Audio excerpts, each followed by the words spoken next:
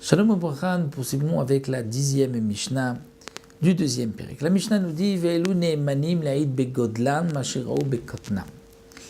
Un enfant ne peut pas témoigner, mais un enfant qui a grandi après sa bar mitzvah pourra-t-il témoigner sur ce qu'il a vu en tant qu'enfant ou pas? La Mishnah nous dit dans certains cas oui. Ve'elu, voici ne'emanim, ceux qu'on croit. Les haïd begodlam, ils pourront témoigner lorsqu'ils ont grandi, lorsqu'ils sont déjà à l'âge adulte, mashiro bekotnam, ce qu'ils avaient vu alors qu'ils étaient enfants moins de bar mitzvah. Ne'eman adam lomar, zektav yado shel Abba. Un homme pourra dire, ça c'est l'écriture de mon père, je reconnais l'écriture de mon père. Donc il est maintenant adulte, il vient témoigner, mais il se rappelle de l'écriture de son père qu'il avait vue avant sa bar mitzvah. Ou bien Vezektav Yado Shel Rabbi, je reconnais l'écriture de mon maître. Vezektav Yado Shel Achi, ou l'écriture, la signature de mon frère. Puisque lorsque nous avons un shtar et qu'il y a une crainte que peut-être il a été falsifié, il faut apporter des témoins qui connaissent la signature de ceux qui ont signé. Et ces témoins peuvent être même des proches parents. Donc même le fils peut témoigner que c'est l'écriture de son père, le frère que c'est celle de son frère. Et donc la Mishnah nous dit qu'un enfant qui a grandi pourra témoigner même s'il ne connaissait cette écriture que lorsqu'il était enfant. Il pourra dire aussi je me rappelle de cette femme qui est sortie, c'est-à-dire au moment de son mariage à sa choupa. Elle est sortie Beinuma avec un voile, c'était une des explications que nous avons vues, Verosha Paroua, et ses cheveux étaient lâchés. C'était donc la preuve qu'à l'époque elle était Betula, elle était vierge. Et donc, en témoignant ainsi, sa ketouba est de 200 zouz. Même si le mari ne veut donner que 100 zouz, dit non, lorsque je l'ai épousée, elle n'était pas Betula, elle était déjà veuve, mais cet enfant pourra témoigner en sa faveur, dit non, je me rappelle du mariage. Et c'était le mariage comme l'habitude était de marier les jeunes filles. De même, un homme peut témoigner Veshaya ishpluni yotse mibet hasefer lidbol echol bitourma. Il pourra témoigner, je me rappelle qu'un tel sortait de l'école lorsqu'on était donc petit, lorsqu'on était chez Talmud Torah. Je me rappelle que un tel sortait de l'école pour se tremper, pour manger de la terouma, c'est-à-dire il était Kohen. Et il se trempait, il mangeait de la terouma. Et je me rappelle qu'il mangeait de la terouma minatora, c'est-à-dire de la terouma du raisin. Et donc maintenant, on pourra lui faire confiance à cet enfant qui témoigne de ce qu'il avait vu lorsqu'il était donc, enfant, alors que maintenant il est adulte bien sûr. On pourra accepter son témoignage et on pourra permettre à ce Kohen-là de manger de la terouma, mais une terouma cette fois-ci que midera banane. Pourquoi? Parce que ce témoignage est malgré tout soumis à certaines conditions. On n'acceptera qu'un témoignage pour quelque chose qui est midera banane. Donc, quelle est une trouma midera banane? Si il y a un arbre qui a poussé dans un pot qui n'était pas troué, l'obligation de terouma n'est que midera banane. Donc, on pourra accepter ce témoignage pour lui donner à cet homme-là à manger de la terouma midera banane. On pourrait peut-être penser que même s'il mangeait à l'époque de la terouma, mais il était peut-être l'esclave d'un Kohen qui mangeait de la terouma. Non, on ne craint pas une telle chose. Pourquoi nous explique le Barthénora? Parce que nous n'avons pas le droit d'enseigner la Torah à un esclave.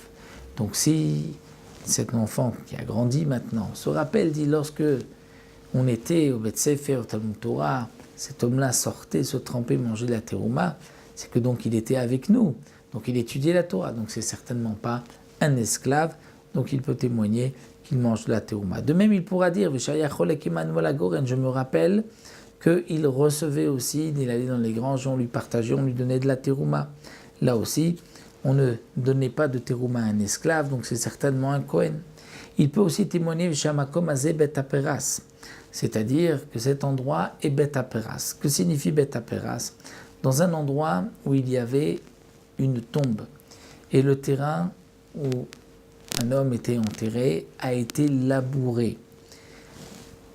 Donc en labourant, peut-être que les os de celui qui avait été enterré ici ont été éparpillés dans le champ.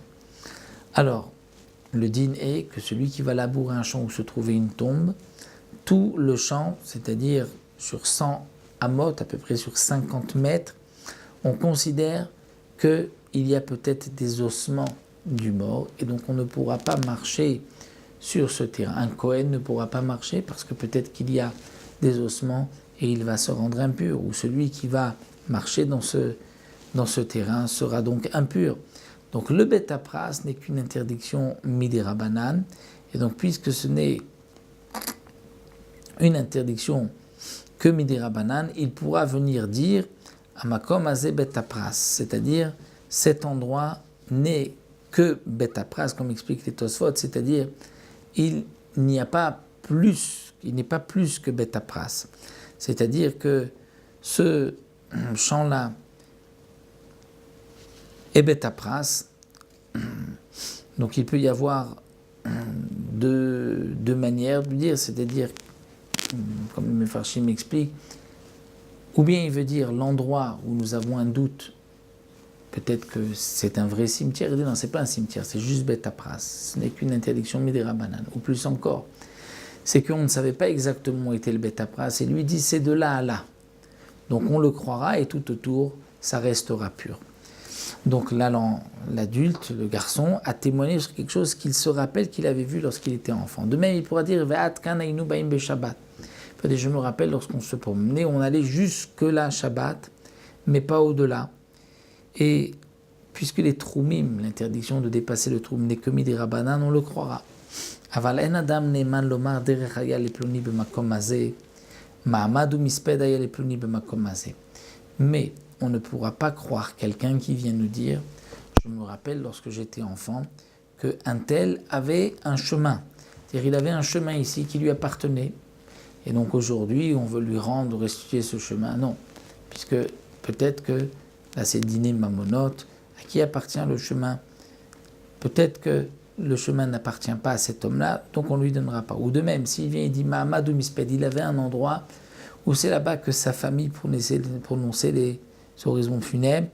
Et donc, lorsqu'il vient dire ça c'était quelque chose, un endroit de leur famille où ils avaient un droit là-bas de faire des hespédim, là on ne le croira pas puisque c'est une question de propriété d'argent et donc là il nous faut 2 témoins et un seul témoin, un enfant, ne sera pas cru pour cela.